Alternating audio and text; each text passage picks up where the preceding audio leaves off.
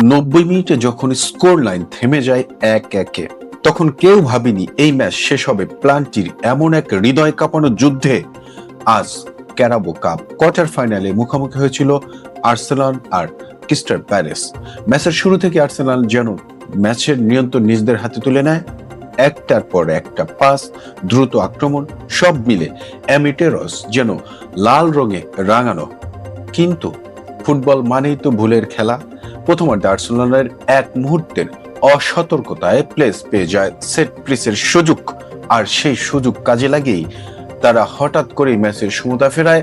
গ্যালারিতে নেমে আসে স্তব্ধতা। দ্বিতীয়ার্ধে যেন বদলে যায় আর্সেনাল, আরো আক্রমণ, আরো দৃঢ়। শেষ পর্যন্ত একটি সুবর্ণ সুযোগ থেকেই তারা গোল করে ম্যাচে ফিরে আসে। স্কোর লাইন দাঁড়ায় 1-1, আর 90 মিনিটের শেষ ম্যাচে গড়ায় প্লান্টির শুট আউটে। এরপর যা হলো তা ছিল এক একটা শব্দের সঙ্গে এক একটা নিঃশ্বাস আটকে যাওয়ার মুহূর্ত। উভয় দলই এক একটা পর এক নিখুঁত প্লান্টি নেয়। স্কোর লাইন থাকে 6-6, 7-7। শেষ পর্যন্ত আর্সেনাল ঠান্ডা মাথায় 8-7 ব্যবধানে জয় তুলে নেয়। এটা শুধু একটা জয় নয়, এটা ছিল চাপ সামলে দাঁড়িয়ে থাকার গল্প, আর শেষ মুহূর্তে নার্ভের পরীক্ষায় জিতে যাওয়ার এক রোমাঞ্চকর অধ্যায়।